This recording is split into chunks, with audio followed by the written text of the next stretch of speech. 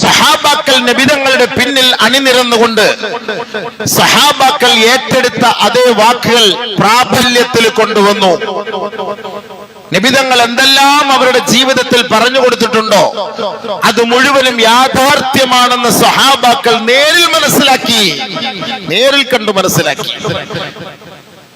ഇന്ന് നടക്കുന്ന ഈ പശ്ചിമേഷ്യൻ സംഘർഷങ്ങളെല്ലാം ആ കാലഘട്ടത്തിൽ അള്ളാഹുവിന്റെ റസൂല് പറഞ്ഞത് സഹാബാക്കൾ ഓരോന്നുമായി നബിതങ്ങളുടെ കാലശേഷം എടുത്ത് പറയുകയുണ്ടായി.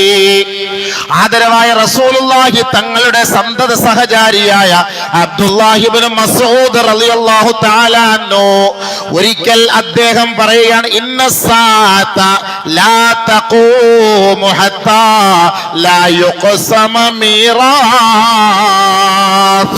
വലാ യുഫറഹ ബിഗനീമതിഹി. ഒരു കാലം വരും സഹാബത്തെ, അന്ന് സമ്പത്ത് കുന്നുകൂടുന്ന കാലഘട്ടമായിരിക്കും. അന്ന് യുദ്ധമുതലുകളെല്ലാം നമ്മുടെ മുന്നിൽ കൂനമായി കിടക്കുമ്പോൾ, കൂട്ടം കൂടി കിടക്കുമ്പോ മല പോലെ കിടന്നാലും അതാർക്കും അന്നത്തെ കാലഘട്ടത്തിൽ വേണ്ടാത്ത ഒരു കാലമുണ്ടാകും. അങ്ങനെ ഒരു കാലം വരാതെ ലോകം അസ്തമിക്കില്ല കേട്ടോ.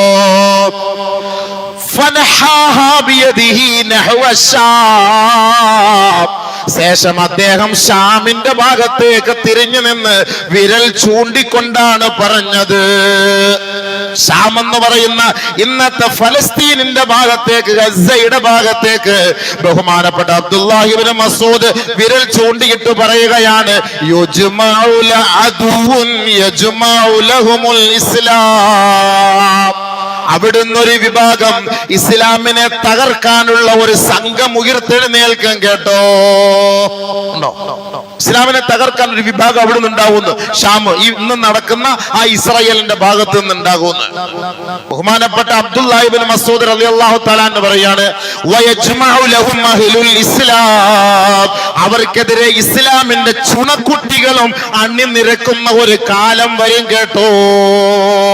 ഉടനെ അടുത്തിരുന്ന സഹാബാക്കൾ ചോദിക്കുകയായി, എവിടെ നിന്നാണ് ആ ഷാമിന്റെ ഭാഗത്തേക്ക് ഇസ്ലാമിനെ തകർക്കാൻ വരുന്നത്? തഅനി, നിങ്ങൾ ഉദ്ദേശിച്ചത് റോമക്കാരെ കുറിച്ചാണോ? അതായത് ഇന്നത്തെ കാലത്തില് ബ്രിട്ടീഷുകാര്, അമേരിക്കക്കാരെ കുറിച്ചാണോ? ഖാല ഇബ്നു മസ്ഊദ് റളിയല്ലാഹു തആല അൻഹു അദ്ദേഹം പറഞ്ഞു, അതെ, നഅം. ഇസ്ലാമിനെ കൊല്ലാൻ ബ്രിട്ടീഷും അമേരിക്കയും കൂട്ടു നിൽക്കുന്നു. ഇന്നല്ല ഇത് പറഞ്ഞത്, ഇത് പറഞ്ഞിട്ട് വർഷങ്ങളായി. ബഹുമാനപ്പെട്ട ഇബ്നു മസ്ഊദ് റളിയല്ലാഹു തആല അൻഹു പറയാണ്, വതകൂനുൽ ഖിതാലു റദ്മതൻ ശദീദാ. കൊടുമ്പിരി കൊള്ളുന്ന യുദ്ധമായിരിക്കും അന്ന് നടക്കുക കേട്ടോ. അങ്ങോട്ടും ഇങ്ങോട്ടും ഭയങ്കരമായ ഫൈറ്റ് ആയിരിക്കും അന്ന് നടക്കുക. ബഹുമാനപ്പെട്ട അബ്ദുല്ലാഹി ഇബ്നു മസ്ഊദ് റളിയല്ലാഹു തആല പറഞ്ഞ വാക്കാണ്. ബഹുമാനമുള്ള സഹോദരങ്ങളെ, ബഹുമാനപ്പെട്ട അബ്ദുല്ലാഹി ഇബ്നു മസ്ഊദ് റളിയല്ലാഹു തആല അൻഹു പറഞ്ഞ ഒരു കാലഘട്ടമാണോ ഇന്ന് എന്ന് നമ്മൾ ചിന്തിച്ചു പോവുകയാണ്. അടയാളങ്ങളൊക്കെ പരിശോധിച്ചു നോക്കുമ്പോ ഒരുപക്ഷെ അതിന്റെയൊക്കെ സൂചനകളായിരിക്കും നമ്മൾ കാണുന്നത്. അന്ന് ബൈത്തുൽ മുഖദ്ദസിന്റെ ഉത്തരവാദിത്വം ഇമ്രാനു ബൈത്തുൽ മഖ്ദിസി മിൻ ഐദിൽ യഹൂദ്. ജൂതന്മാരാണ് ബൈത്തുൽ മുഖദ്ദസിന്റെ ഉത്തരവാദിത്വം ഏറ്റെടുത്തിരിക്കുന്നത്. അതിന്റെ പരിപാലക സമിതിയും അതിന്റെ ഭരണകർത്താക്കളും അത് നിയന്ത്രിക്കുന്നതും ആരെ നമസ്കരിപ്പിക്കണം എന്ന് തീരുമാനിക്കുന്നതും ആ കാലഘട്ടത്തിൽ ജൂതന്മാരായിരിക്കും. സഹാബ ജൂതന്മാരായിരിക്കും. മിൻ ഐദിൽ യഹൂദ്, ജൂതന്മാരുടെ ഭാഗത്തു നിന്നായിരിക്കും അതിന്റെ ഉത്തരവാദിത്വം ഉണ്ടാവുക. ബഹുമാനപ്പെട്ട അബ്ദുല്ലാഹി ഇബ്നു മസ്ഊദ് റളിയല്ലാഹു തആല അൻഹു പറയണമെങ്കിൽ ആദരവായ റസൂലുള്ളാഹി സ്വല്ലല്ലാഹു അലൈഹി വസല്ലമ തങ്ങൾ ബഹുമാനപ്പെട്ട സ്വഹാബാക്കളുടെ മുന്നിൽ അത് പറഞ്ഞത് കൊണ്ടാണല്ലോ അങ്ങനെയൊക്കെ സംഭവിക്കാൻ കാരണം. അങ്ങനെ ജൂതന്മാരുടെ കൈകളിൽ നിന്നാണ് പരിശുദ്ധമായ ഇസ്ലാമിന്റെ മക്കൾ അധികാരം പിടിച്ചെടുക്കുന്നത്. അങ്ങനെ വരുമ്പോ ഭയങ്കരമായ വിപ്ലവം പൊട്ടിപ്പുറപ്പെടുമത്രേ. അങ്ങനെ മദീനയിൽ പ്രശ്നങ്ങൾ ഉടലെടുക്കും. ഇവിടെ തുടങ്ങി, ഇത് വിജയിച്ച് ഇത് ജൂതന്മാരുടെ കയ്യിൽ നിന്ന് പിടിച്ചെടുക്കുമ്പം അടുത്ത പ്രശ്നത്തിന്റെ തുടക്കം മദീനയിലാവും. അടുത്ത പ്രശ്നത്തിന് തുടക്കം മദീനയിലാകും. ഭയങ്കരമായ വിപ്ലവ പോരാട്ടങ്ങളായിരിക്കും പിന്നീട് നടക്കുക. മൽഹമ എന്ന് പറഞ്ഞാൽ ഇറച്ചി കച്ചവടക്കാരത്തെ കുറിച്ച് പറയുന്ന കാര്യമാണ്. മൽഹമ, ഇറച്ചി കഷണിച്ച് കൊടുക്കപ്പെടുന്ന സ്ഥലം എന്ന് പറഞ്ഞാൽ അതേപോലെ തുണ്ടം തുണ്ടമായി വെട്ടി മുറിച്ച് കഷണങ്ങളാക്കപ്പെടുന്ന യുദ്ധം, ഭയങ്കരമായ യുദ്ധം, കൊടുമ്പിരി കൊള്ളുന്ന യുദ്ധം. ഈ സമയത്താണ് ദജ്ജാല് പുറപ്പെട്ടു വരുന്നത്. ദജ്ജാലിന്റെ വരവ് ആ സമയത്താണ് സംഭവിക്കുന്നത്. ഈ ദജ്ജാലിനെ കണ്ടിട്ട് അള്ളാന്റെ റസൂല് പറഞ്ഞില്ലേ, ബൈത്തുൽ മുഖദ്ദസിൽ അവന് കയറാൻ പറ്റൂല, മദീനയിൽ അവന് പ്രവേശിക്കാൻ പറ്റൂല, മക്കയിൽ അവന് പ്രവേശിക്കാൻ പറ്റൂല. ഇത് മനസ്സിലാക്കിയിട്ട് അന്ന് കാലം വരെ മുസ്ലിമിന്റെ പേരും അണിഞ്ഞുകൊണ്ട് ജീവിച്ചിരുന്ന അഹങ്കാരികളായ ഭരണകർത്താക്കളടക്കമുള്ള മുനാഫിഖീങ്ങള് ഈ ദജ്ജാലിനെ ഭയപ്പെട്ടിട്ട് പരിശുദ്ധമായ മദീനയിലേക്ക് അവർ താവളം മാറ്റി ഒളിച്ചോടി മദീനയുടെ മണ്ണിൽ പോയി അവർ താമസിക്കുമത്രേ. എന്ന് അള്ളാന്റെ ദീനിനെ കളിയാക്കുന്ന മുസ്ലിം നാമധാരികൾ ഇന്ന് പരിശുദ്ധമായ ഇസ്ലാമിനെയും ഇസ്ലാമി ആശയ ആദർശങ്ങളെയും തകർത്തുകൊണ്ടിരിക്കുമ്പോ, ഈ കുഞ്ഞുമക്കളെ അടക്കം കൊന്നൊടുക്കിക്കൊണ്ടിരിക്കുമ്പോ, കേവലം നോക്കുകുത്തികളായി ആ അൽഫഹമു അടിച്ച് ആടുമന്തിയും തിന്നിട്ട് അവിടെ നൈറ്റ് ക്ലബിലും പങ്കെടുത്ത് വെള്ളം ഓടിച്ച് പെണ്ണുങ്ങളുമായിട്ട് ഡാൻസ് കളിച്ച് അവര് തുള്ളിച്ചാടി സന്തോഷിക്കുന്ന ഈ മുനാഫിഖീങ്ങളായ ആൺ പെണ്ണുങ്ങൾ അടക്കം ദജ്ജാലിന്റെ വരവോടുകൂടി മദീനയിലേക്ക് ഓടി ഒളിക്കുമത്രേ. കാരണം ദജ്ജാലിനെ പേടിച്ചിട്ട്. ദജ്ജാല് മദീനയിലേക്ക് കയറൂല. ദജ്ജാല് മദീനയിൽ കയറാതെ വരുമ്പോ മദീനയിലേക്ക് അവർ ഓടി ഒളിക്കുകയാണ്. അല്ലാഹു റബ്ബുൽ ഇസ്സത്ത് ഇവനേക്കാൾ ബുദ്ധിയുള്ളവനല്ലേ, അഹ്കമുൽ ഹാക്കിമായ പടച്ച തമ്പുരാൻ. ഫഇന്നഹാ തർജുഫു ബിഅഹ്ലിഹാ സലാസ റജഫാത്ത്.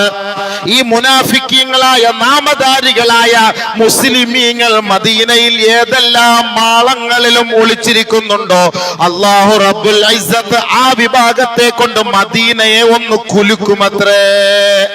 കുലുക്കും. നീ അങ്ങനെ കയറി സൂഹിക്കണ്ട. ഇത്ര നാള് അള്ളാഹ് ഇല്ല, ഇബാദത്തില്ല, റസൂലില്ല, ദീനില്ല, ഈമാനില്ല. ഇപ്പൊ ദജ്ജാല് വന്നപ്പോ അവന്റെ പിടിയിൽ നിന്ന് രക്ഷപ്പെടാൻ വേണ്ടിട്ട് നീ മദീനയിൽ വന്ന് ഒളിച്ചിരിക്കാൻ നീ ശ്രമിക്കുന്നോ? ഇല്ല. അള്ളാഹുവിന്റെ റസൂല് പറയുകയാണ്, ഫഇന്നഹാ ബിഅഹ്ലിഹാ തർജുഫു സലാസ റജഫാത്ത്. 3 കുലുക്കം അല്ലാഹു കുലുക്കും. 3 കുലുക്കം. ഏതെല്ലാം മൂലയിൽ ഈ മുനാഫിക്കീങ്ങൾ ഒളിച്ചിരിക്കുന്നുണ്ടോ, ഈ മുനാഫിക്കീങ്ങളായ ആണും പെണ്ണും ഒളിച്ചിരിപ്പുണ്ടോ, അവിടെയെല്ലാം അല്ലാഹു കുലുക്കുമത്രേ. അവിടെയെല്ലാം അല്ലാഹു കുലുക്കും. ഫയഖ്റുജു ഇലൈഹി കുല്ലു മുനാഫിഖിൻ വ മുനാഫിഖാ. ഓരോ മുനാഫിഖീങ്ങളിൽപ്പെട്ട ആണും പെണ്ണുങ്ങളും ആ ദജ്ജാലിന്റെ അരികിലേക്ക് തന്നെ മടങ്ങി പോകേണ്ടി വരും. അവൻ അങ്ങനെ സൂചിച്ചാൽ കിടക്കാൻ പറ്റൂല, മദീനയിൽ കിടത്തൂല. അല്ലാഹു തആല ഇവനെയൊക്കെ കുലുക്കി ചാടിക്കും പുറത്തേക്ക്. പുകഞ്ഞ കൊള്ളി പുറത്ത് പോ. ഇത്ര നാള് പരിശുദ്ധമായ ദീനിന്റെ ഇസ്ലാമിന്റെ നിയമനിർമ്മാണങ്ങളെല്ലാം ഉണ്ടായിട്ട് അതിനെ നിനക്ക് പാലിക്കാനും ഉൾക്കൊള്ളാനും കഴിയാതെ ഇന്ന് നീ എന്ത് ചെയ്യുന്നു? ദജ്ജാലിനെ കണ്ടപ്പോ നീ ഓടി ഇതിലേക്ക് കയറി വരുന്നു. ഇല്ലേ, വേണ്ട. മദീനെ അല്ലാഹു കുലുക്കുകയാണ്. അങ്ങനെ കുലുക്കിയിട്ട് അതിലേക്ക് മാറ്റിവിടും, അവനിലേക്ക് പറഞ്ഞു വിടും. എത്രത്തോളം എന്ന് വെച്ചാൽ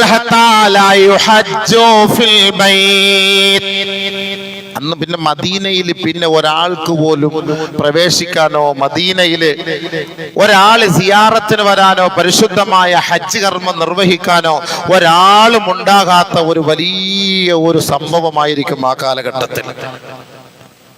അപ്പോഴാണ് ബഹുമാനമുള്ള സഹോദരങ്ങളെ, ബഹുമാനപ്പെട്ട ഇമാം മഹ്ദി റഹ്മഹുള്ളയുടെ റളിയല്ലാഹു അൻഹുവിന്റെ വരവ്, ഇമാം മഹ്ദിയുടെ വരവ്.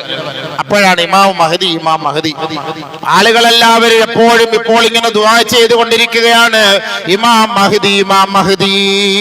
നബിയുനാ റസൂലുള്ളാഹി സ്വല്ലല്ലാഹു അലൈഹി വസല്ലമ തങ്ങൾ പറയുകയാണ്, അൽ മഹ്ദിയു മിന്നി. മഹ്ദി എന്ന് പറയുന്നത് എന്റെ ഉമ്മത്തിൽ പെട്ടവരാണ്, എന്റെ കുടുംബത്തിൽ കുടുംബത്തിൽ പെട്ടതാണ്. ഔ മിൻ അഹ്ലി ബൈത്തി, എന്റെ അഹ്ലു ബൈത്തിൽ പെട്ട വ്യക്തിയാണ് മഹ്ദി എന്ന് പറയുന്ന ആൾ. എന്റെ കുടുംബത്തിൽപ്പെട്ട ആളാണ്, എന്റെ അഹ്ലു ബൈത്താണ്. നബി സല്ലല്ലാഹു അലൈഹി വസല്ലമ തങ്ങൾ അദ്ദേഹത്തെ വിവരിക്കുകയാണ്, വർണ്ണിക്കുകയാണ്. അജിലൽ ജബ്ഹതി, വിശാലമായ നെറ്റിത്തടമുള്ള വ്യക്തിയാണ്. അഖ്നൽ അൻഫി, നീളമുള്ള മൂക്കാണ്. പറഞ്ഞ വലിയ നീളത്തിലുള്ള മൂക്കെന്നല്ല, ഒരു മുഖ സൗന്ദര്യം, ഒരു ആകാര സൗഷ്ഠവം, അതിനൊക്കെ ഒരു നിയമമുണ്ടല്ലോ, ആ ഒരു സന്തോഷം. യംലഉൽ അർള ഖിസ്തൻ വഅദിലാ, ബഹുമാനപ്പെട്ട മഹ്ദി ഇമാമു വരുന്ന സമയത്ത് ഭൂമിയിൽ ഭയങ്കര ളുൽമും അഹങ്കാരവും അഹന്തയും അധർമ്മവും അക്രമവും കൊടികുത്തി വാഴുന്ന ഒരു സാഹചര്യമായിരിക്കും. ഭൂമിയിൽ മൊത്തം പ്രശ്നങ്ങളായിരിക്കും. അങ്ങനെ ഒരു കാലഘട്ടത്തിലാണ് ഇമാം മഹ്ദി വരുന്നത്. ബഹുമാനപ്പെട്ട നബിയുനാ റസൂലുള്ളാഹി സ്വല്ലല്ലാഹു അലൈഹി വസല്ലമ തങ്ങൾ പറയുകയാണ്, ആ ഇമാം മഹ്ദി ഈ ഭൂമിയിൽ വന്നിട്ട് യംലഉൽ അർള ഖിസ്തൻ വഅദിലാ കമാ മുലിഅത്തിൽ അർളു ളുൽമൻ വജൗറാ, ഭൂമിയിൽ എങ്ങനെയാണോ അധർമ്മം കൊടികുത്തി വാണിരുന്നത് അതെല്ലാം അടിച്ചമർത്തി തകർത്ത് തരിപ്പണമാക്കിയിട്ട് ആ സ്ഥലങ്ങളിലെല്ലാം സമസ്ത മേഖലകളിലും നീതിയും ധർമ്മവും അദ്ദേഹം സ്ഥാപിക്കുമത്രേ. വയംലികു ഫിൽ അർളി സബ്അ സിനീൻ, ഈ ഭൂമിയിൽ അദ്ദേഹം 7 വർഷമാണ് ജീവിക്കുക.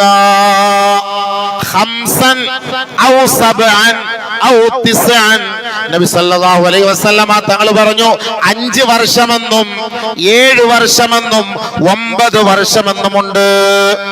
അങ്ങനെയാണ് അദ്ദേഹം ഈ ഭൂമിയിൽ ജീവിക്കുന്നത്. നബി സല്ലല്ലാഹു അലൈഹി വസല്ലമ തങ്ങൾ പറഞ്ഞു, ഈ ഭൂമിയിൽ അല്ലാഹു സുബ്ഹാനഹു വ തആല ഒരു ദിവസമെങ്കിലും ബാക്കിയാക്കിയിട്ടുണ്ടെങ്കിൽ, ഒരു ദിവസമെങ്കിലും, അതായത് മഹ്ദി ഇനി വരാൻ എല്ലാവരും പറയും 40 വർഷം അല്ലെങ്കിൽ 50 വർഷം അല്ലെങ്കിൽ ഇത്രയും വർഷം, ഇനി എപ്പോഴാ വരിക, എല്ലാം അസ്തമിച്ചല്ലോ, എല്ലാം തീർന്നു പോയല്ലോ എന്ന് കരുതണ്ട, എന്ന് ആരും കരുതണ്ട. അല്ലാഹു സുബ്ഹാനഹു വ തആല ലൗ ലം യബ്ഖ, ഈ ദുനിയാവിൽ ഇല്ലാ യൗമുൻ വാഹിദുൻ, ഒരു ദിവസമാണ് ബാക്കിയുള്ളതെങ്കിൽ ലതവ്വലല്ലാഹു ദാലികൽ യൗമ, ആ ദിവസത്തെ അല്ലാഹു സുബ്ഹാനഹു വ തആല ദീർഘിപ്പിക്കുമത്രേ. ആ ദിവസത്തെ അല്ലാഹു സുബ്ഹാനഹു വ തആല ദീർഘിപ്പിക്കും. ഒറ്റ ദിവസമായിരിക്കും ബാക്കിയുള്ളത്, ഒരു ദിവസമേ ഉള്ളൂ ഇനി ലോകാവസാനത്തിന്. അങ്ങനെയുള്ള ഒരു സാഹചര്യമാണ് നിലനിൽക്കുന്നതെങ്കിൽ പോലും ലതവ്വലല്ലാഹു ദാലികൽ യൗമ, ആ ദിവസത്തെ അല്ലാഹു സുബ്ഹാനഹു വ തആല ദീർഘമാക്കുമത്രേ. ശേഷം യബ്അസുല്ലാഹു റജുലം മിന്നി, എന്നിൽ നിന്ന് അല്ലാഹുവിന്റെ പ്രവാചകൻ, എന്നിൽ നിന്ന് ഒരു വ്യക്തിയെ അല്ലാഹു സുബ്ഹാനഹു വ തആല നിയോഗിക്കും. എന്നിൽ നിന്ന് ഒരാളിനെ, എന്റെ കുടുംബത്തിൽ നിന്ന് ഒരു വ്യക്തിയെ, മിൻ ഇത്രതി ഔ മിൻ അഹ്ലി ബൈതി. നബി സല്ലല്ലാഹു അലൈഹി വസല്ലമ തങ്ങൾ പറഞ്ഞു, ഇവിടെ കണക്ഷൻ പോയി, കണക്ഷൻ ഇവിടുന്ന് കേൾക്കുന്നത് വേറെ എവിടേക്ക് മോദിനെന്തി.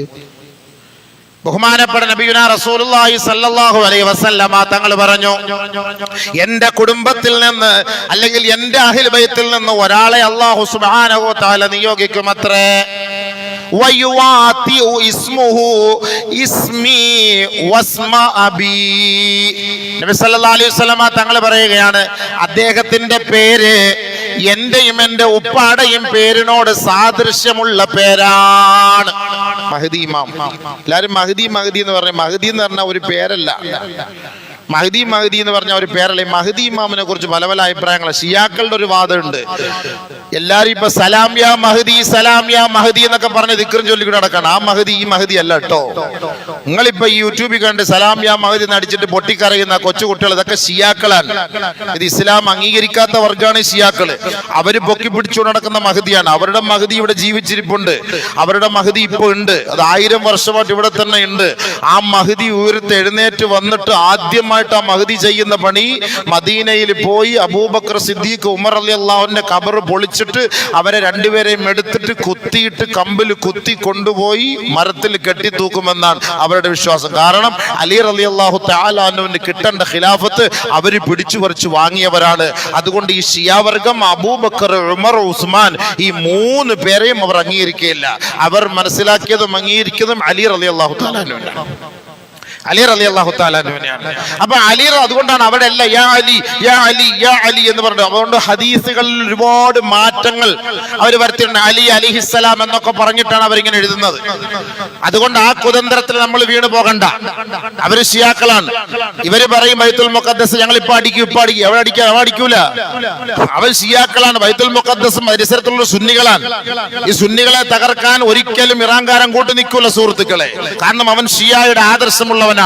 ഇസ്ലാം അവരെ അംഗീകരിക്കാത്തവരാണ്. ഇസ്ലാമിൽ നിന്ന് പുറത്തു പോയവരാണ്. അവര് 40ഓളം വിഭാഗങ്ങളുണ്ട്.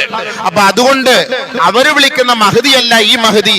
യഥാർത്ഥത്തിൽ മഹദി എന്ന് പറഞ്ഞാൽ ഒരു വഴികാട്ടി എന്നാണ് അതിന്റെ അർത്ഥം. ഫഅലൈക്കും ബിസുന്നതി വസുന്നതി ഖുലഫാഇർ റാഷിദീനൽ മഹ്ദിയീൻ. നബി സല്ലല്ലാഹു അലൈഹി വസല്ലമ തങ്ങൾ പറഞ്ഞതാണ്, അലൈക്കും ബിസുന്നതി, എന്റെ സുന്നത്തിനെ നിങ്ങൾ പിൻപറ്റണം, വസുന്നതി ഖുലഫാഇർ റാഷിദീനൽ മഹ്ദിയീൻ, എനിക്ക് ശേഷമുള്ള ഖുലഫാഉർ റാഷിദീങ്ങളായ വഴികാട്ടികളായ എന്റെ ഖലീഫമാരെ നിങ്ങൾ പിൻപറ്റണം കേട്ടോ. ബഹുമാനപ്പെട്ട നബിയുനാ റസൂലുള്ളാഹി സ്വല്ലല്ലാഹു അലൈഹി വസല്ലമ തങ്ങൾ പറഞ്ഞു. അപ്പൊ അങ്ങനെ ഒരു വഴികാട്ടിയായിട്ട് നബി സല്ലല്ലാഹു അലൈഹി വസല്ലമ തങ്ങളുടെ പരമ്പരയിൽ നിന്ന് വരുന്ന ഒരു വ്യക്തിയാണ് ഈ മഹ്ദി.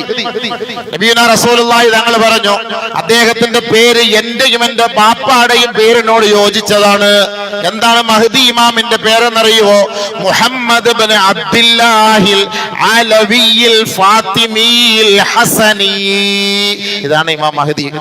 ചുമ്മാ ഇമാം മഹ്ദി എന്ന് വിളിച്ച് പറഞ്ഞു നടന്നിട്ട് കാര്യമില്ല. മഹ്ദി ഇമാമിന്റെ പേരെന്താ? മഹ്ദി ഇമാം. മഹ്ദി ഇമാമിനെ എല്ലാവരും നോക്കിയിരിക്കുക. ഇവിടെ ചീഫ് ഇമാം നിസ്കരിക്കുന്ന ആളിനെ നോക്കിയിരിക്കുക. ഒറ്റൊരു മനുഷ്യൻ പറയില്ല. എല്ലാവരും മഹ്ദി ഇമാം പോരെന്ന് പറഞ്ഞിരിക്കുക.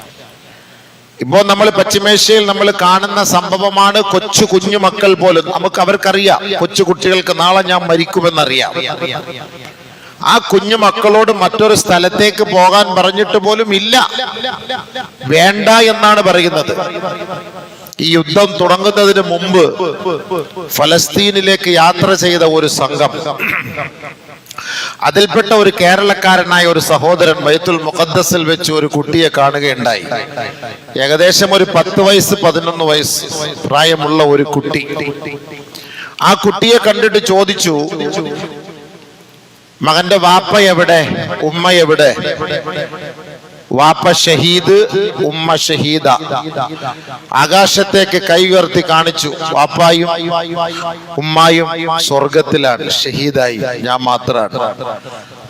അപ്പോൾ ആ കേരളക്കാരായ ജമാഅത്തിൽപ്പെട്ട ഒരാൾ പറഞ്ഞു, നമ്മൾ ഞങ്ങളുടെ നാട്ടിൽ കൊണ്ടുപോകാം, നിന്നെ നാട്ടിൽ കൊണ്ടുപോയി ഞങ്ങൾ പഠിപ്പിക്കാം, ഡോക്ടറാക്കാം, ഖുർആൻ ഹാഫിളാക്കാം, ആലിമാക്കാം, എല്ലാ സന്തോഷത്തോടു കൂടി നിനക്ക് അവിടെ ജീവിക്കാം. അപ്പോൾ ആ കുട്ടി എന്താ കേരളമെന്നോ ഇന്ത്യ എന്നോ ഇതൊന്നും അറിയില്ല. ആ 11 വയസ്സായ കുട്ടി അവരോട് പറയാണ്, നിങ്ങളുടെ നാട്ടിൽ വന്നാൽ എനിക്ക് ഷഹീദാവാൻ പറ്റൂല. 10 വയസ്സ് 11 വയസ്സ് കേരളക്കാരെ ഞെട്ടിച്ചു കളഞ്ഞ ഒരു വാക്ക്. ആ 10 വയസ്സായ കുട്ടി പറയാണ്, നിങ്ങളുടെ നാട്ടിൽ വന്ന എനിക്ക് ഷഹീദാവാൻ പറ്റൂല. എന്റെ ഉമ്മ ഷഹീദായി പോയതുപോലെ, എന്റെ ഉമ്മ ഷഹീദായി പോയതുപോലെ എനിക്കും ഷഹീദാകണം. അതുകൊണ്ട് ഈ നാട്ടിൽ നിന്നാലേ അത് കഴിയുകയുള്ളൂ എന്ന്. 10 വയസ്സ് 11 വയസ്സിൽ ബാലൻ. സുഹൃത്തുക്കളെ, അവർക്ക് മരണം പേടിയില്ല. അവർക്കറിയാം അള്ളാഹുവിൽ നിന്ന് മറ്റാർക്കും കിട്ടാത്ത പ്രതിഫലം അവരാഗ്രഹിക്കുന്നുണ്ട്. അവർക്കത് കിട്ടുമെന്നുള്ള 100% ഉറപ്പാണ്. നമുക്കതിൽ വിശ്വാസമുണ്ടോ? നമ്മളൊക്കെ ഇങ്ങനെ വലിയ ഐക്യദാർഢ്യവും വലിയ പ്രഭാഷണവും കാര്യങ്ങളും ഒക്കെ നമ്മൾ നടത്തുന്നു. നമുക്ക് അങ്ങനെ ഒരു വിശ്വാസം, ആ ഒരു ഉറച്ച ഈമാൻ ഇബ്രാഹിം നബിയുടെ പാരമ്പര്യത്തിന്റെ മക്കളാണ്. ഇബ്രാഹിം നബി അലൈഹി സ്വലാത്തു വസ്സലാമിന്റെ 10 വയസ്സായ കുട്ടി 11 വയസ്സായ കുട്ടി അറുക്കട്ടെ എന്ന് പറഞ്ഞപ്പോ അള്ളാന്റെ തീരുമാനമാണോ ഉപ്പ? ചെയ്തോ. എനിക്കതിൽ നിരാശയില്ല, എനിക്കതിൽ ദുഃഖമില്ല, എനിക്കതിൽ വിഷമമില്ല, പ്രയാസമില്ല. അള്ളാന്റെ തീരുമാനമാണോ? നടക്കട്ടെ. ഈ ഒരു ക്വാളിറ്റി ഉണ്ടാക്കിയെടുക്കണം നമ്മുടെ മക്കൾക്ക്. അല്ല, നമ്മൾ കുറച്ച് നിസ്കാരമുള്ളവരാണ് മുസ്ലിം ഉമ്മത്താന്ന് പറഞ്ഞിട്ട് കാര്യമില്ല. മുസ്ലിം ഉമ്മത്തുകൾ എന്ന് പറഞ്ഞിട്ട് കാര്യമുണ്ടോ? എന്താണ് ഇസ്ലാം? എന്താണ് ആ ഉമ്മത്തിന്റെ ലക്ഷ്യം? നമ്മുടെ ലക്ഷ്യം എന്താണ്? അള്ളാഹു ഏറ്റവും കൂടുതൽ ഇഷ്ടപ്പെടുന്ന ഒരു കാര്യമാണ് അള്ളാഹുവിന്റെ മാർഗത്തിൽ ഷഹീദാവുക എന്നുള്ളത്. അള്ളാഹു ഇഷ്ടപ്പെടുന്നതിൽ വെച്ച് ഏറ്റവും വലിയ അമൽ അതാണ്, അള്ളാഹുവിന്റെ മാർഗത്തിൽ നമ്മൾ ഷഹീദാവുക എന്നുള്ളത്. എന്താണ് ആ ഷഹീദ് എന്നും അതിന്റെ മഹത്വം എന്തെന്നും അവർ ആസ്വദിച്ചു രുചിച്ചു കൊണ്ടിരിക്കുന്നവരാണ്. എന്നായാലും ഒരു ദിവസം ഈ ലോകത്ത് നിന്ന് വിട പറയേണ്ടി വരും. ആ ശുഹദാക്കളെല്ലാം സ്വർഗത്തിൽ പച്ചപ്പട്ടുകളിൽ പാറി പറക്കുന്ന പക്ഷികളെ പോലെ ഇഷ്ടാനുസരണം യഥേഷ്ടം ഭക്ഷണം കഴിച്ച് സുഖലോലുപരായി കഴിഞ്ഞുകൂടുകയാണ് അവരുടെ മുൻഗാമികളുമായി സല്ലപിച്ചുകൊണ്ട്. അവർക്കതുകൊണ്ട് എന്താണ് മരണം? അതൊരു വിഷയമേ അല്ല. ആ മരണത്തെ ഭയന്നിട്ട് സ്വന്തം നാട്ടിൽ നിന്ന് അവർ മാറിപ്പോകാൻ പോലും വിസമ്മതം പ്രകടിപ്പിക്കുന്നവരായി മാറി.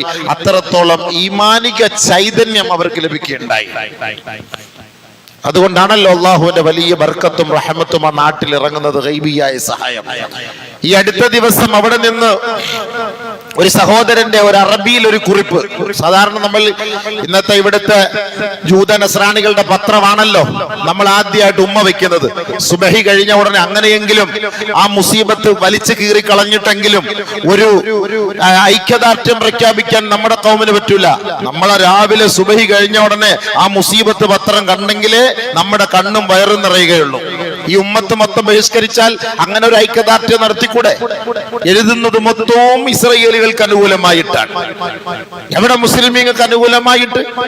ഇല്ലാത്ത കഥകളെല്ലാം കെട്ടിച്ചമച്ചു കൊണ്ടുവന്നിട്ട് ആ മഞ്ഞ പത്രങ്ങളൊക്കെ നമ്മുടെ വീട്ടിൽ നമ്മൾ പണം കൊടുത്ത് ആ മുസീബത്ത് ഇസ്രായേലിസവും നസ്രാനിസവും ജൂതായിസവും ഒക്കെ നമ്മൾ വിലയ്ക്ക് വാങ്ങുകയാണ്. നമ്മൾ വിലയ്ക്ക് വാങ്ങിയാണ്. നമ്മളൊരു മുസ്ലിം ഉമ്മത്തിന് എന്തെങ്കിലും ഇതുമായി ബന്ധപ്പെട്ട ഒരു പത്രമോ ഒരു വാർത്താ മാധ്യമങ്ങളോ ഉണ്ടെങ്കിൽ മുസ്ലിം ഉമ്മത്ത് സഹായിക്കാൻ തയ്യാറല്ല. ഉടനെ അവൻ എതിർത്തിട്ട് ജൂതനെയും ക്രിസ്ത്യാനിയെയും തന്റെ വീട്ടിലേക്ക് കൊണ്ടുവരാൻ അവന് ഭയങ്കര ഉത്സാഹമാണ്. കേവലം ചെറിയ ചെറിയ ശാഖാപരമായ വിഷയങ്ങളിലാണ് അഭിപ്രായ വ്യത്യാസമുള്ളത്. അടിസ്ഥാന തത്വങ്ങളിൽ മുസ്ലിം ഉമ്മത്തിനിടയിൽ എവിടെ വ്യത്യാസമുള്ള? ഒരു വ്യത്യാസമില്ല. അപ്പൊ ഒരു മുസ്ലിം എന്ന ഒരു കാഴ്ചപ്പാടിൽ എന്തെങ്കിലും ഒരു കാര്യം തുടക്കം കുറിച്ചാൽ അതിനെ സപ്പോർട്ട് ചെയ്യണം മുസ്ലിം സമുദായം. അതിന് പകരം ജൂതനെയും ക്രിസ്ത്യാനിയും സപ്പോർട്ട് ചെയ്തിട്ട് അവന്റെ ഉൽപ്പന്നങ്ങൾ വാങ്ങി ഉപയോഗിച്ചിട്ട് അവൻ കൊടുക്കുന്ന പത്രം, അവൻ എഴുതുന്ന പത്രം, അവന്റെ വാർത്താ മാധ്യമങ്ങൾക്ക് കൂടുതൽ പ്രാമുഖ്യമാണ് നമ്മൾ നൽകുന്നത്. അല്ലാതെ പരിശുദ്ധമായ മുസ്ലിം സമുദായത്തിന്റെ പത്രങ്ങളിൽ നിന്ന് സത്യവാർത്തകൾ വരുമ്പോൾ നമുക്ക് ഒപ്പിയെടുക്കാൻ ബുദ്ധിമുട്ടാണ്. വലിച്ചെറിയൻ സുഹൃത്തുക്കളെ, വലിച്ചെറിയൻ. എന്താ ഗുണം ഇതുകൊണ്ട്? മുസ്ലിം ഉമ്മത്തിനെ നാണം കെടുത്താനും നമ്മുടെ പണം കൊണ്ട് നമ്മെ തന്നെ തകർക്കാനാണ് ഇവർ ശ്രമിക്കുന്നത്. അപ്പൊ അദ്ദേഹത്തിന്റെ ഒരു ഈ അടുത്ത സമയത്ത് കഴിഞ്ഞ ആഴ്ചയിൽ വന്ന ഒരു റിപ്പോർട്ടാണ്. ഒരു സാലിഹായ മനുഷ്യൻ, ആ സാലിഹായ മനുഷ്യൻ അദ്ദേഹം വീട്ടിലേക്ക് കയറി ചെല്ലുകയാണ്. എല്ലാവരുടെയും കയ്യിൽ ഇപ്പോ ഈ പറയുന്ന പോലെ ആയുധങ്ങളുണ്ടല്ലോ. അപ്പോ ആ വീട്ടിലേക്ക് കയറി ചെല്ലുമ്പോൾ ഇദ്ദേഹത്തെ കൊല്ലുന്നതിന് വേണ്ടി ഒരു ജൂതൻ അതിന്റെ ഉള്ളിൽ ഒളിച്ചിരിപ്പുണ്ട്. ആരുമില്ല. ഇദ്ദേഹം ഒറ്റയ്ക്ക് കയറി പോകുന്നു. ആരോ ഒരാള് വിളിച്ചു പറയുന്നു, ഖൽഫക യഹൂദിയുൻ, ഖൽഫക യഹൂദിയുൻ. ആരോ ഒരാൾ വിളിച്ചു പറയുന്നു. ഒരു അശരീരിയാണ് ആ ശബ്ദം കേട്ടത്. ആരോ ഒരാൾ വിളിച്ചു പറയുന്നു, ഇന്ന വാതിലിന്റെ പിന്നാലെ ഒരാൾ ഒളിച്ചിരിപ്പുണ്ട്, ഒരു യൂതൻ ഒളിച്ചിരിപ്പുണ്ട് എന്ന് വിളിച്ചു പറയുകയും ഇദ്ദേഹം ആ തോക്കെടുത്ത് വെടിവെക്കുകയും അവനെ കൊല്ലുകയും ചെയ്തു. അതിനുശേഷം ഇദ്ദേഹം ഇറങ്ങി ആ പരിസരം മുഴുവൻ നോക്കി. ആരാ വിളിച്ചു പറഞ്ഞത്? ആരെയും കാണാൻ കഴിഞ്ഞില്ല. ജൂതന്മാര് തന്നെ സമ്മതിച്ച സത്യമാണ്. ജൂതന്മാരുടെ നേതാക്കന്മാര് സമ്മതിച്ച സത്യമാണ്. ഇത് ഹമാസ് പോരാളികളല്ല അവിടെ നമ്മളോട് യുദ്ധം ചെയ്യുന്നത്. വേറെ ഏതോ ഒരു അദൃശ്യ ലോകത്തുള്ളവരാണ് നമ്മളോട് യുദ്ധം ചെയ്യുന്നത് എന്ന് അവര് പോലും സമ്മതിച്ചിരിക്കുന്നു. ശുഹദാക്കളുടെ ബർക്കത്ത് കൊണ്ട് അള്ളാഹുവിന്റെ റഹ്മത്ത് അവിടെ ഇറങ്ങും, സഹായം അവിടെ ഇറങ്ങും. ബദറിൽ ഇറങ്ങിയതുപോലെ അള്ളാഹ് ഇറക്കും. അതുകൊണ്ട് നമ്മുടെ ദുആ ഒന്ന് നിരാശരാവണ്ട, നമ്മുടെ ദുആ ഒന്ന് സ്വീകരിക്കില്ല എന്ന് കരുതരുത്. ഇതൊക്കെ അല്ലാഹു സുബ്ഹാനഹു വ തആല പരിശുദ്ധമായ നമ്മുടെ ഓരോ വ്യക്തികളുടെയും ഓരോ നാട്ടിൽ നിന്നുമുള്ള ദുആയ്ക്ക് വലിയ വലിയ വിലയാണ് അല്ലാഹു തആല അവിടെ നൽകുന്നത്. കോടാനകോടി ബില്യൺ ട്രില്യൺ കണക്കിന് ഡോളറിന്റെ നഷ്ടം കൊണ്ട് ഇസ്രായേൽ കൂപ്പുകുത്തുകയാണ് ഗതിയില്ലാതെ. അത് തന്നെ ഏറ്റവും വലിയ കാര്യമല്ലേ? നമുക്ക് പട്ടിണി കിടന്ന പാരമ്പര്യമുണ്ട്, വെള്ളമില്ല എങ്കിലും ഭക്ഷണമില്ല എങ്കിലും നോമ്പ് പിടിച്ച പാരമ്പര്യമുണ്ട്, പരിശുദ്ധ പ്രവാചകന്മാർ പട്ടിണി കിടന്ന പാരമ്പര്യമുണ്ട്. അതൊക്കെ മനസ്സിലാക്കി ജീവിക്കുന്നവരാണ് സത്യവിശ്വാസികളായ മുസ്ലിമീങ്ങൾ. അതുകൊണ്ട് അവർക്കൊന്നും നഷ്ടപ്പെടാനില്ല. എന്നാൽ ജൂതന്മാർക്ക് അങ്ങനെയല്ല. അവർക്കൊരു ടാങ്ക് പോയാൽ, അവരുടെ ഒരു മിസൈൽ നഷ്ടപ്പെട്ടു പോയാൽ, അവരിൽ ഒരു പൗരൻ നശിച്ചു പോയാൽ, അവരിൽ ഒരു പട്ടാളം മേധാവി നഷ്ടപ്പെട്ടു പോയാൽ കോടാനക്കോടി ഡോളറിന്റെ നഷ്ടമാണ് അവർക്കുള്ളത്. കോടാനക്കോടി ഡോളറിന്റെ നഷ്ടമാണ്. അത് തന്നെ ഏറ്റവും വലിയൊരു നാശത്തിന്റെ അടയാളമല്ലേ? ഏറ്റവും വലിയൊരു നാശത്തിന്റെ അടയാളമല്ലേ? അപ്പൊ നമ്മുടെ ദുആയ്ക്ക് ഇജാബത്തുണ്ട് എന്നല്ലേ? എല്ലാവരും ഇപ്പോൾ 35 ദിവസമായി 40 ദിവസമായി യുദ്ധം കൊടുമ്പിരി കൊണ്ട് നമ്മളെല്ലാവരും പെട്ടെന്ന് മറന്ന് മാറിക്കൊണ്ടിരിക്കുകയാണ്. അങ്ങനെ മറന്ന് നമ്മൾ ആ ഒരു ഭാഗത്തെ നിന്ന് വിട്ടുപോയി.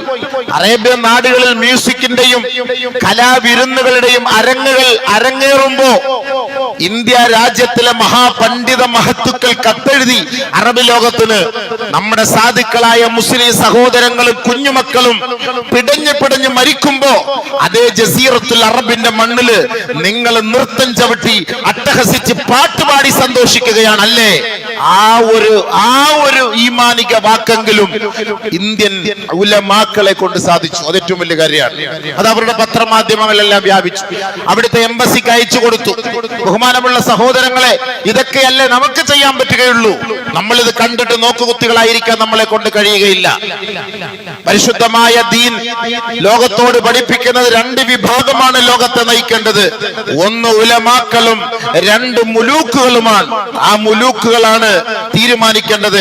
ഇന്ന് ഉലമാക്കൾ സത്യം തുറന്നു പറയാനോ അശരണർക്കും ആലംബഹീനർക്കും വേണ്ടി ശബ്ദിക്കുമ്പോ ഒരുപക്ഷെ ആ അധികാരി വർഗം അവരെ കാരിലും വഴികൾക്കുള്ളിൽ തളച്ചിടുന്ന ഒരു സാഹചര്യമാണ്. അങ്ങനെ തളച്ചിടപ്പെട്ട മഹാന്മാരായ മുൻഗാമികളുടെ ചരിത്രങ്ങൾ ഇസ്ലാമിന് ധാരാളം പറയാനുണ്ട്. സത്യത്തിന് വേണ്ടി നിലകൊള്ളുന്ന പണ്ഡിതന്മാരെ തകർക്കുക എന്ന ലക്ഷ്യം രംഗത്തേക്ക് വരുന്നത് മുസ്ലിം ഭരണകൂടത്തിന്റെ ഭാഗത്ത് നിന്നാണ്. അതുകൊണ്ടല്ലേ ഈ മുസ്ലിം കൺട്രികളിൽ ഒരാൾ പോലും നോക്കുകുത്തിയായി നിൽക്കുക അല്ലാതെ ഒരാൾ പോലും ഈ ഒരു യുദ്ധം നിർത്ത് അതിനുവേണ്ടി പാടുപെടാനോ പരിശ്രമിക്കാനോ അതിനുവേണ്ടി എന്തെങ്കിലും ഒരു തീരുമാനത്തിലെത്താനോ തയ്യാറാകാത്തതിന്റെ കാരണം എന്താ? അവര് രഹസ്യമായി ഐക്യത്തിന്റെ അജണ്ടയും പരസ്യമായി വെറുതെ ഒരു വാക്ക് പറയുകയുമാണ്, നമ്മളെ പരിഹസിക്കുകയാണ് ചെയ്യുന്നത്. അതുകൊണ്ട് സുഹൃത്തുക്കളെ, സഹോദരങ്ങളെ, നമ്മൾ ഈ അധികാരികളുടെ വാക്കുകളൊന്നും നമ്മൾ കേൾക്കണ്ട. നമ്മൾ നേരെ നബിതങ്ങളിലേക്ക് വാ. എന്താണ് ഇസ്ലാം പഠിപ്പിച്ചത്? ഹബീബായ തങ്ങൾ പറഞ്ഞത് എന്താണ്? നമുക്കതേ ഉള്ളൂ നമുക്ക് വിശ്വാസം. അതല്ലാത്ത നിങ്ങൾ ആരെയും ഡിപ്പെൻഡ് ചെയ്തിട്ട് കാര്യമൊന്നുമില്ല. നിങ്ങൾ കുവൈത്തിനെയോ സൗദി അറേബ്യയോ ബഹ്റൈനെയോ ഖത്തറിനെയോ നിങ്ങളൊക്കെ ഡിപ്പെൻഡ് ചെയ്തത് കൊണ്ട് യാതൊരു ഗുണവും ഉണ്ടാകാൻ പോകുന്നില്ല. അവർ കുലുങ്ങുക പോലുമില്ല. ഇനി ഭസ്മമായി ബൈത്തുൽ മുഖദ്ദസ് തുടച്ച് നീക്കപ്പെട്ട പോലും ആരും മിണ്ടുകയില്ല. അവരുടെ സ്വന്തം രക്ഷയും അവരുടെ അലമാരകളും അവരുടെ ഖജനാവുകളും അവരുടെ കൊട്ടാരങ്ങളും അവരുടെ നാരിമാരും അവർക്കൊരു പൊള്ളലേക്കാതെ സംരക്ഷിക്കലാണ് അവരുടെ ഏറ്റവും വലിയ ഉത്തരവാദിത്തം. അതങ്ങനെയാണ് പാരമ്പര്യം, ചരിത്ര പാരമ്പര്യം അങ്ങനെയാണ്. അതുകൊണ്ട് ഈമാനുള്ളവർക്ക്, ഈമാനിക ബോധമുള്ളവർക്ക്, ഇസ്ലാമുമായി ബന്ധമുള്ളവർക്ക്, ശരീഅത്തുമായി ബന്ധമുള്ളവർക്ക് അള്ളാഹുവും അവന്റെ റസൂലും പഠിപ്പിച്ചത് എന്താണോ ആ ഒരു വഴിയിലേക്ക് നമ്മൾ നീങ്ങുക. അതാണ് അല്ലാഹു സുബ്ഹാനഹു വ തആല പറഞ്ഞത്. അല്ലാഹു നിങ്ങൾക്ക് വഅദ ചെയ്യുന്നു, അല്ലാഹു നിങ്ങൾക്ക് വാഗ്ദാനം നൽകുന്നു. വഅദല്ലാഹുല്ലദീന ആമനൂ മിൻകും വഅമിലുസ് സ്വാലിഹാത്ത്. കേവലം ഒരു വിശ്വാസിയെ മാത്രമല്ല നോക്കിക്കൊണ്ട് പറഞ്ഞത്, വഅമിലുസ് സ്വാലിഹാത്ത്. സ്വാലിഹായ അമലുകൾ ചെയ്യുന്ന, കർമ്മങ്ങൾ ചെയ്യുന്ന സത്യവിശ്വാസികൾ ആരാണോ, ലയസ്തഖ്ലിഫന്നഹും ഫിൽ അർദ്. നിങ്ങൾക്ക് ഭൂമിയുടെ കിരീടവും അധികാരവും ചെങ്കോലും ഞാൻ നിങ്ങൾക്ക് കൈമാറാം. അള്ളാഹു പറയാണ്. അള്ളാഹ് വെച്ച ഡിമാൻഡ് എന്താ? കേവലം ഞാനൊരു മുസ്ലിമാ, ഞാനൊരു സത്യവിശ്വാസിയാ എന്ന് പറഞ്ഞത് കൊണ്ട് കാര്യമില്ല കാക്ക. പറഞ്ഞിട്ട് കാര്യമില്ല. എല്ലാരും ഈമാനുള്ളവരാ, എല്ലാരും മുസ്ലിമീങ്ങളാ, എല്ലാരും വിശ്വാസമുള്ളവരാണ്. അല്ലാഹ് പറഞ്ഞ വാക്കെന്താ? വഅദല്ലാഹുല്ലദീന ആമനൂ മിൻകും വഅമിലുസ് സാലിഹാത്ത്. സാലിഹായ അമലുകൾ ചെയ്യുന്ന നിങ്ങളിൽ നിന്നുള്ള യഥാർത്ഥ സത്യവിശ്വാസികൾ ആരാണോ, ലയസ്തഖ്ലിഫന്നഹും ഫിൽ അർദ് കമസ്തഖ്ലഫല്ലദീന മിൻ ഖബ്ലിഹിം. മുൻഗാമികളായ സാലിഹീങ്ങളുടെ കൈകളിൽ ഈ ഭൂമിയുടെ കിരീടം അല്ലാഹു നൽകിയതുപോലെ അല്ലാഹു റബ്ബുൽ ഇസ്സത്ത് ജൂതന്റെ നസ്രാണിയുടെ കയ്യിൽ നിന്ന് അധികാരം നിങ്ങളുടെ കൈകളിലേക്ക് അല്ലാഹു വാങ്ങിത്തരുമത്രേ. അല്ലാഹ് പറഞ്ഞ വാക്കാണ്. അല്ലാഹ് വാങ്ങിത്തരുമെന്ന് നമ്മൾ പേടിക്കണ്ടെന്നാ പറയുന്നത്. ഡിമാൻഡ് ഉണ്ട്, വെറുതെ അല്ല.